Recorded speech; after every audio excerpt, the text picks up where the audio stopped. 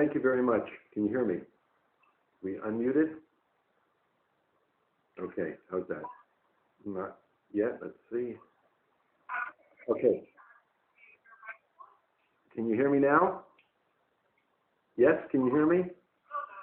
Okay, how's that? Can you hear me now? Good, okay. Thank you all for this.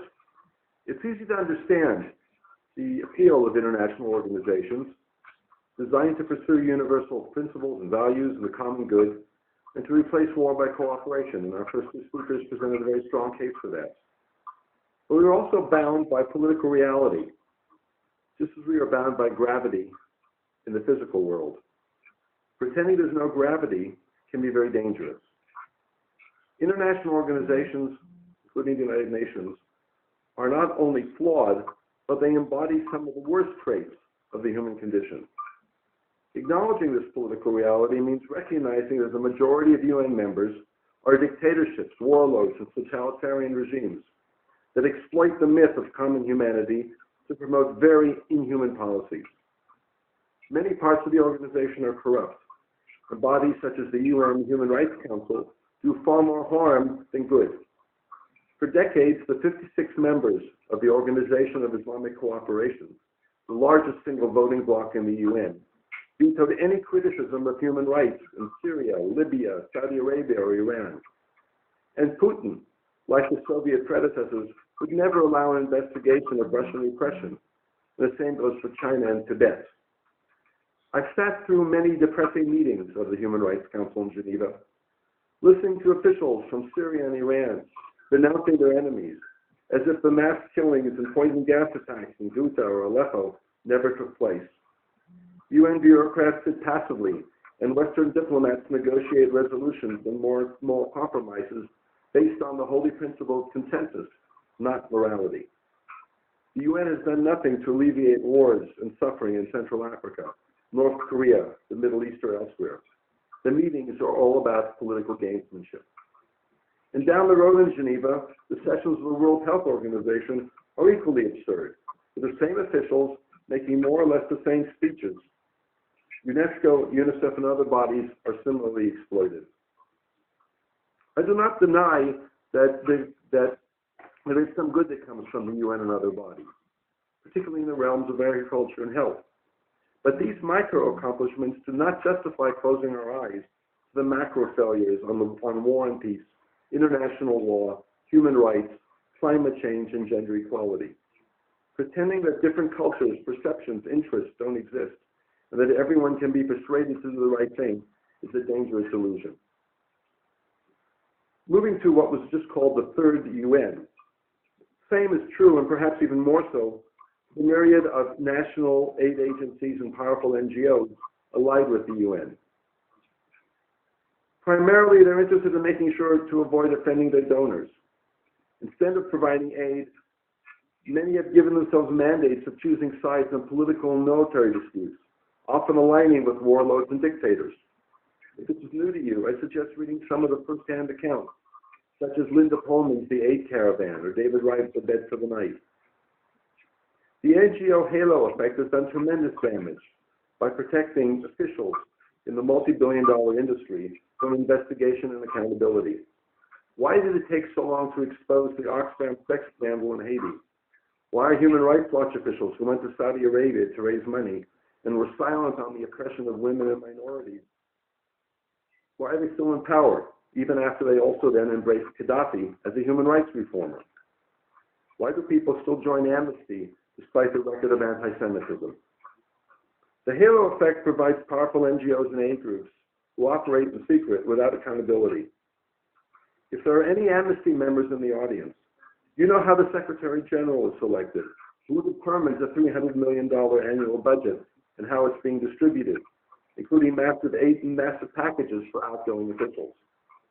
If you know the answers to these questions, you share secrets with a very tiny, self-selected group. And at Human Rights Watch, two people run the show. Ken Roth, whose tenure as executive director has lasted for over 20 years, and George Soros, who provided $100 million when the original donors pulled out in protest.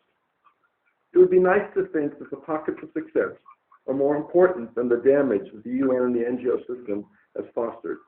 But we can't afford to close our eyes and cling to this illusion. Too many people's lives are at stake, too much death and destruction. The political gravity of competing power and interests, of warlords and dictatorships, cannot be wished away or swept under the rug of consensus. International organizations should be seen for what they are, powerful and often corrupt political bodies. When they are transparent, accountable, and moral, they deserve support. But when any of these requirements are absent, as is often the case, silence means consent. In funding, governments and individual donors should be far more conditional. And the same goes for volunteers, officials, and allies. Thank you.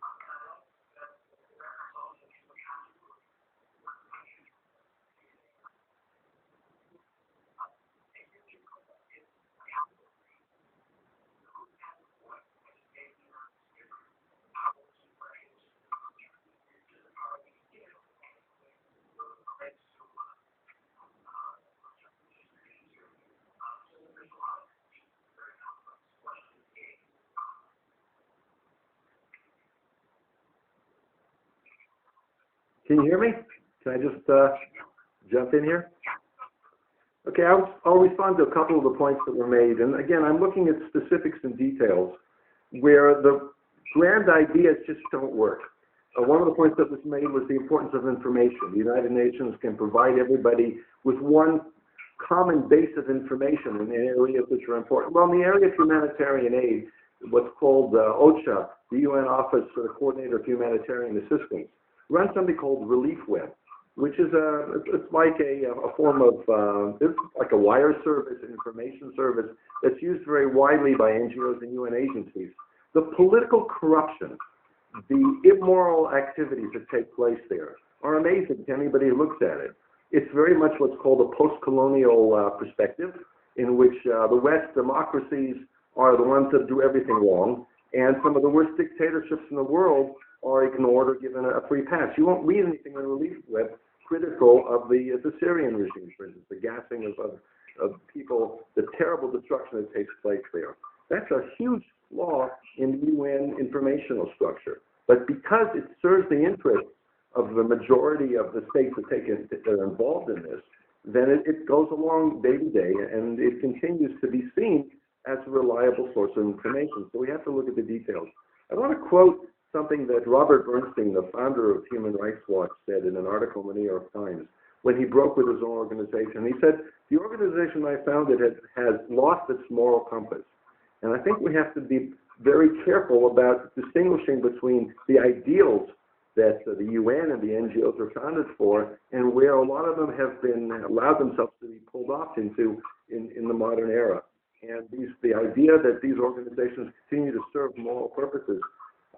One of my colleagues mentioned the fact that Amnesty and Human Rights Watch are still doing a good job. Well, I don't see it, and most of us who look at the details see the opposite. These organizations are really in it for themselves to enhance their budgets. A lot of the money goes to PR, and they will only get involved in issues where they can develop allies and where that benefits their own self-interest. That's a real problem.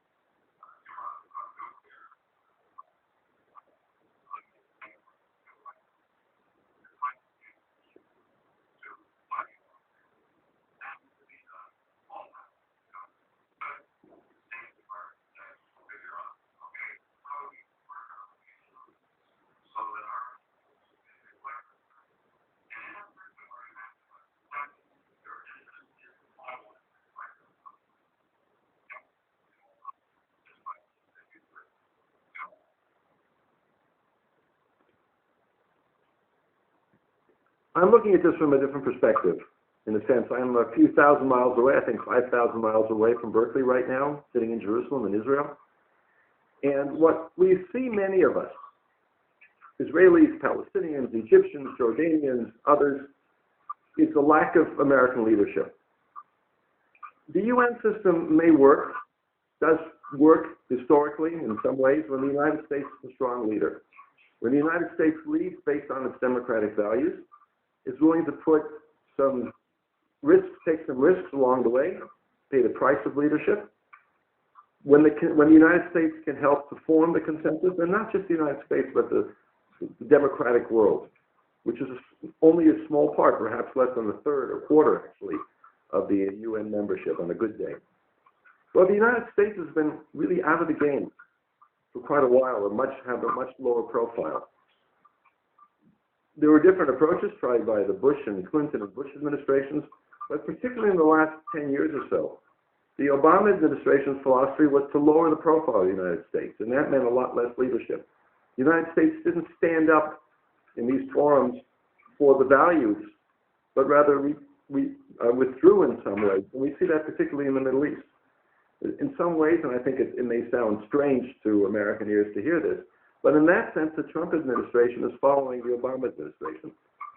The willingness of the U.S. to become involved, to roll up its sleeves, to take some risks in these very messy conflicts, to stand up for the principles, is much weaker than it was 20, 30, 40 years ago. So I would say that one of the crises of the international system is the lack of leadership from the United States. And of course, Europe's nowhere to be seen or heard. The Europeans almost never take serious leadership. And that's something also that needs to be confronted. So what does that leave? It leaves Putin, it leaves the Russians, it leaves the Chinese, it leaves other countries, other leaders with much weaker set of, I'll use this in an ironic sense, set of democratic values to stand up for these principles. And I think that's where we are now, unfortunately.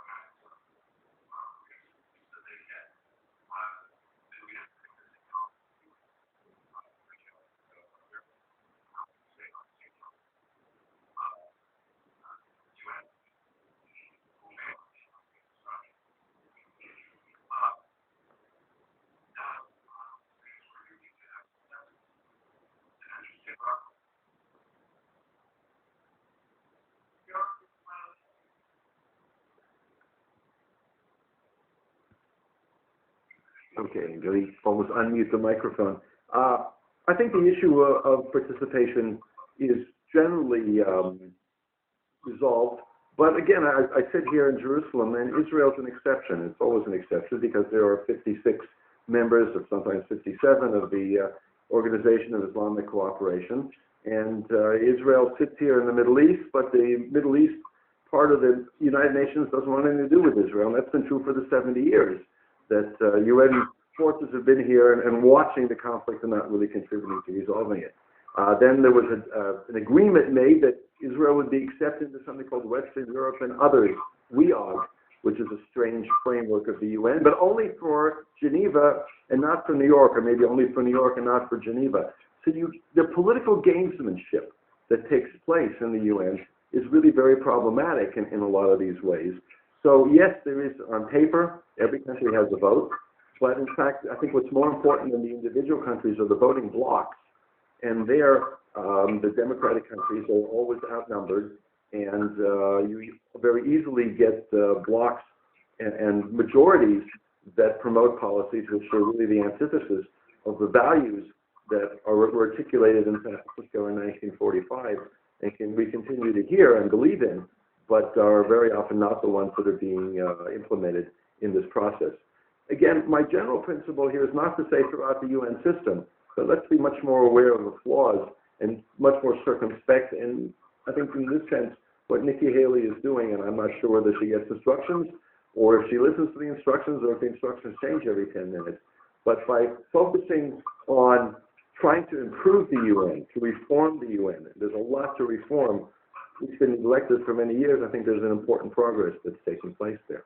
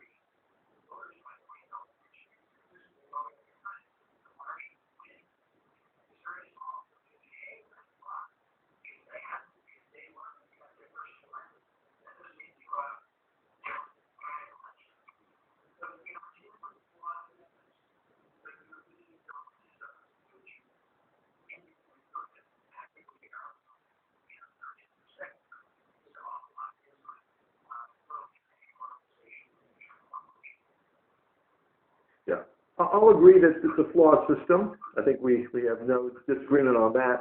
The question is how much flaws can we tolerate till we say, well, the whole system is just not worthwhile anymore. Earlier there was the example was raised of the agreement on the Iranian nuclear program. Well, if you look at the history of that, I'm expanding beyond the United Nations, including the International Atomic Energy Agency, which is not part of the UN, but is a part of the allied system of international organizations. And the process there was one which I think, if we look at the details, is very disturbing. Iran was flouting its commitments under the Non-Proliferation Treaty for many years. And it was common knowledge, it was reported, but the politics, the gamesmanship of the International Atomic Energy Agency was such that they kept delaying the finding, the official finding that said that Iran had violated its commitments under the NPT. That's a serious issue. That's one of the, Iran, North Korea, there are very few countries that violated those commitments. And the Iranians were getting away with it. Finally, in 2000, I forgot, 2005 or something like that, the IAEA, finally, the Board of Governors, meaning the majority of the participants in states, decided that the cost of allowing Iran to continue to develop nuclear weapons illegally was greater than putting on a set of sanctions. So they voted to find Iran in non-compliance. Then it took 2.5 years for the UN Security Council, with the same set of information, to impose minimal sanctions. And the reason was that the Chinese and the Russians kept vetoing or threatening to veto resolutions because they didn't want to lose the contracts and the linkage that they had with Iran. So each stage of the process there was watered down and watered down and watered down. And to make a long story short in this case, I think finally when the joint plan the agreement was signed in 2016, I believe, by what was called, I think, the P5+1, which is the 5 permanent members plus, in that case, Germany was part of this process. And they joined in together. What they basically said to Iran was, we'll let you get away with the violations of the NPT treaty because it's too costly for us to challenge you on this. And that destroyed, in my view, the entire NPT process. We're now seeing other countries in the region fearing an Iranian nuclear weapon. Saudi Arabia, perhaps Egypt, other countries, Turkey, are going to join in the nuclear arms race in the Middle East. To me, that's a long-term disaster for the UN system.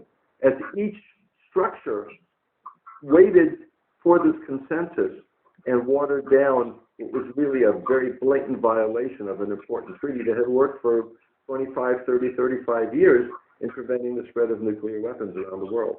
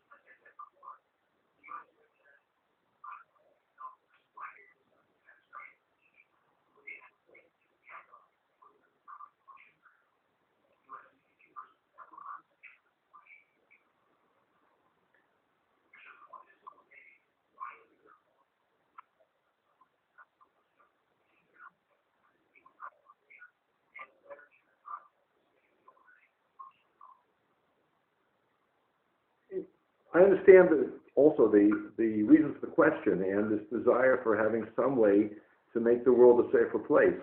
But we live in a Hobbesian world. We live in a world of nation states. There are 190-something nation states in the UN.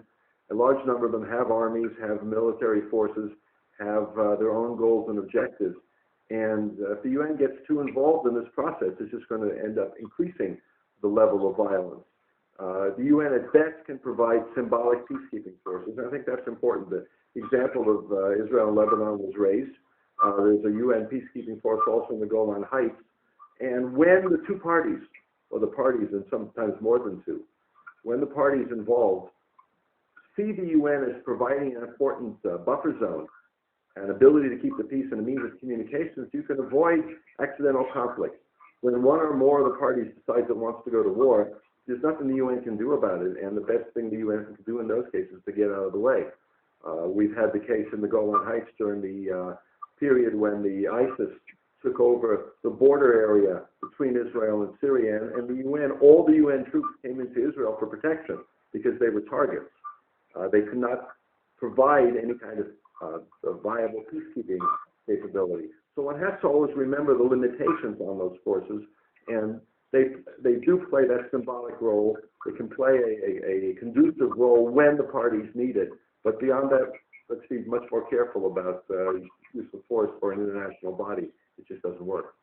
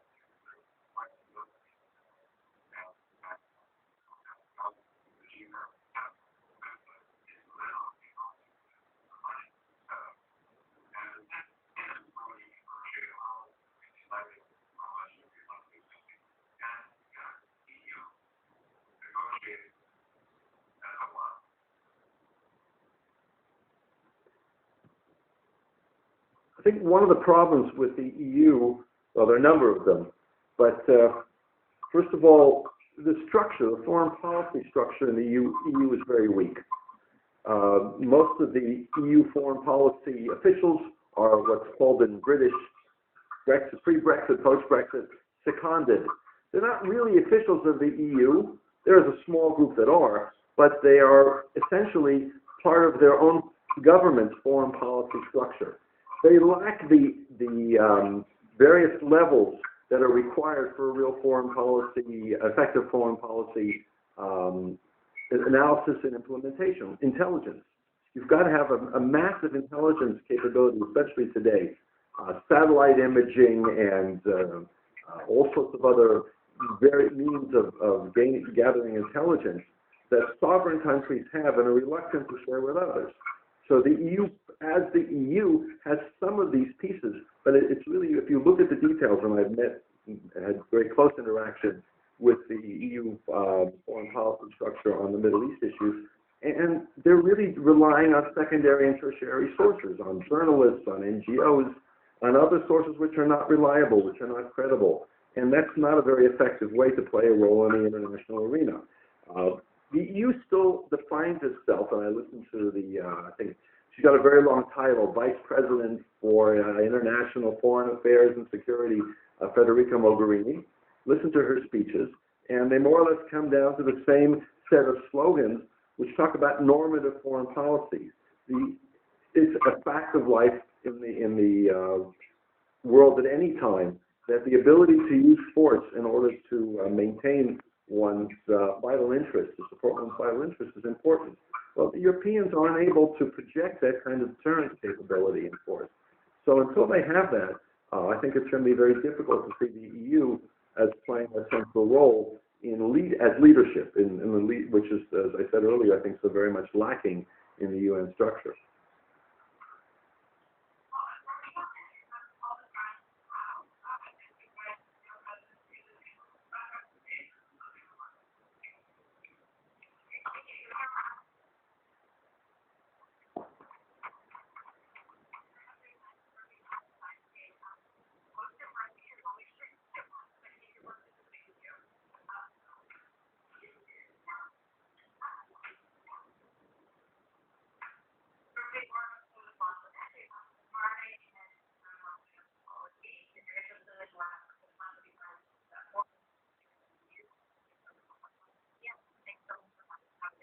Thank you.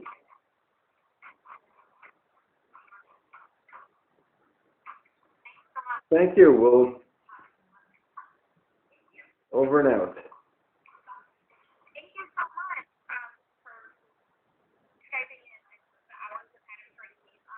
Good program. You had good speakers, and I enjoyed it. So thanks. Is that okay? Yeah. Okay. All right. Okay. Bye bye.